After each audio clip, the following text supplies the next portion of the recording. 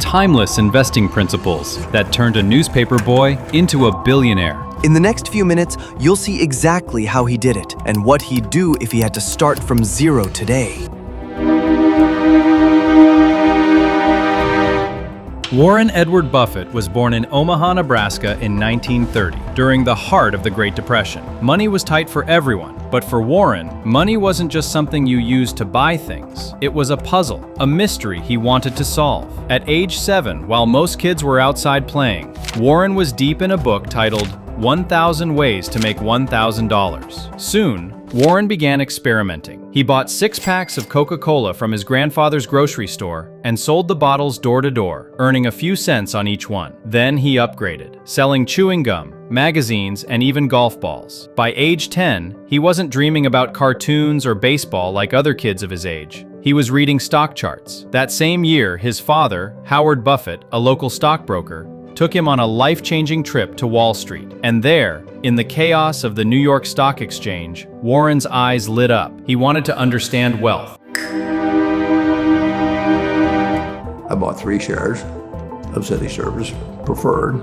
At just 11 years old, Warren took his first shot at the real game. He bought 3 shares of City Service Preferred stock. The price was $38 a share. Shortly after, the stock dropped to $27. Warren panicked, but he held on. Eventually, it rose to $40. He sold, made a small profit. Victory, right? But then something happened that stung. A few weeks later, that same stock rose to over $200. That moment carved something into Warren's brain forever. If you're not willing to be patient, you'll never win big. It was his first lesson in long-term thinking, a principle that would become the foundation of his future empire. Even today, Warren calls it one of the most important mistakes of his life. By his teen years, Warren wasn't just learning about money, he was earning it. At 13, he was running a paper route, delivering the Washington Post every morning before school. He earned $175 a month. Surprised, more than many adults at the time. But instead of spending it, Warren invested. He used part of that money to buy a 40-acre farm. Astonished, at age 14. Yes! While his classmates were thinking about prom dates and football, Warren was collecting rent from a farmer working in his land. It was 1945. Warren Buffett was just 15 years old. While most kids were worrying about baseball or school dances, Warren was thinking about cash flow. One day, he and his friend Don Danley spotted a used pinball machine for sale. It cost $25. That's about $400 today, and a big deal for a teenager. But Warren didn't see a toy. He saw a business. They bought the machine and placed it in a local barbershop in Omaha, a place where men waited, bored, looking for something to do while getting a haircut. Perfect audience, perfect location. Within days, the machine started making money. Every time someone played, quarters clinked into the tray. Instead of spending the profits, they reinvested. Machine second went into another barbershop, then third, then fourth. Within months, they had machines in several shops around town. Buffett called the company Wilson Coin Operated Machine Company. It wasn't just a hobby, it was a small empire. And then, in true investor fashion, Warren sold the entire business just a few months later for $1,200. He had turned a $25 investment into 50 times returns at 15 years old. Most kids that age were mowing lawns for pocket change. Buffett was already mastering return on capital, reinvestment strategy, and exit planning. This wasn't luck. This was pattern recognition, seeing opportunity where others saw game. The pinball business didn't make Warren rich, but it taught him something far more valuable, that money could work for him while he slept. That small ideas could grow with the right thinking, and that business was just human psychology. It was one of the first moments he truly understood leverage without debt, and it shaped how he'd approach investing for the rest of his life. By the time Warren Buffett was 17, he had saved over $9,800, and none of it came from family wealth. It was Coca-Cola sales, paper routes, pinball profits, land rent. Warren had built his first small fortune, all through discipline, curiosity, and the habit of asking one simple question: what's the value and what's the risk? It wasn't about greed, it was about understanding power of compound interest. In fact, at age 17, Warren told a friend, "By the time I'm 30, I'm going to be a millionaire." At 19, Warren Buffett had one goal in mind: get into Harvard Business School. He had the grades, he had the drive, he even practiced his interview questions. But when the letter came back, it was a brutal no, rejected. He was devastated. But here's what made Warren different. He didn't see rejection as a dead end. He saw it as a detour. And this detour would take him straight to the man who would change his life. After Harvard said no, Warren applied to Columbia Business School. Why Columbia? Because it was where Benjamin Graham taught, the legendary author of The Intelligent Investor and the father of value investing. Warren had read his book cover to cover, multiple times.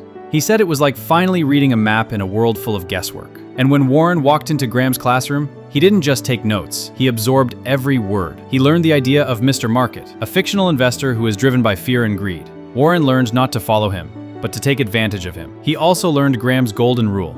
Price is what you pay, value is what you get. It wasn't about how flashy a stock was. It was about whether it was undervalued. Warren had finally found his philosophy. Buy great companies at great prices and wait. Buffett said, "The stock market is a device for transferring money from the impatient to the patient." He realized that time is the most powerful force in investing because of compounding. After Columbia, Warren wanted just one thing: to work for Ben Graham. But Graham said no. So Warren went to work at his father's brokerage in Omaha. But Wall Street's culture felt off. People were chasing hot tips, selling dreams. Nobody cared about actual value. Warren was in a world that wanted fast, while he believed in forever. Eventually, Ben Graham changed his mind and hired Warren at Graham Newman Corp. Warren was ecstatic. He moved to New York and started working right beside his idol. But over time, he realized something. Graham was only looking for cheap stocks, not necessarily great businesses. Warren saw a deeper opportunity. What if you could find wonderful companies at a fair price and hold them forever? This simple shift in mindset would become Warren's signature philosophy in the decades ahead. In 1956, Ben Graham retired and closed his firm. Warren, now in his mid-20s, had $174,000 to his name. He had enough to retire, but instead, he packed up, left New York, and went back to Omaha, back to his roots, to a small house, to a quiet life. And there, he started something that would quietly shape the future of finance. He called it the Buffett Partnership. It wasn't a giant office. It was just Warren and a handful of people, friends and family, who trusted him with their savings. He promised three things. He wouldn't take fees unless he made them money. He'd invest alongside them, and he'd treat every dollar like it was his own. No hype, no pressure, just results.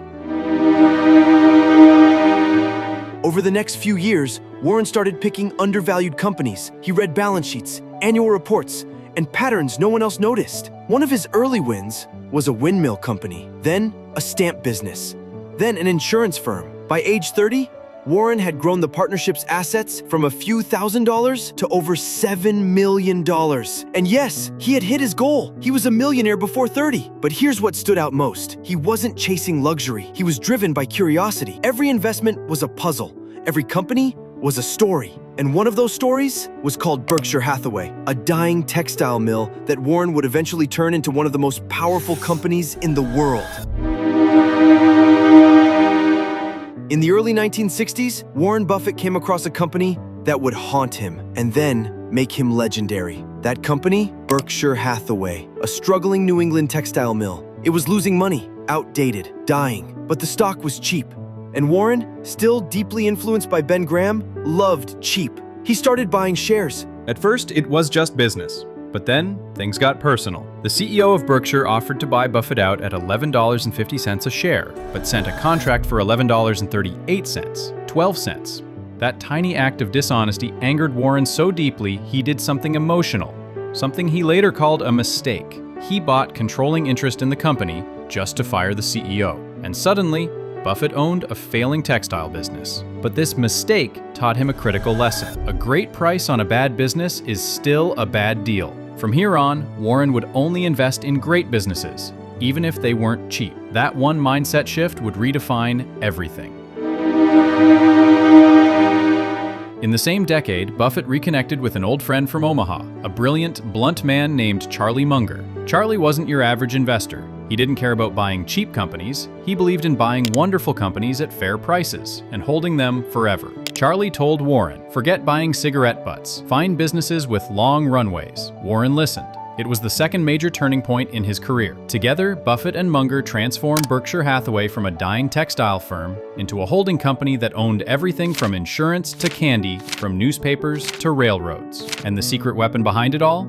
Float. Money collected from insurance premiums that could be reinvested long before claims were paid.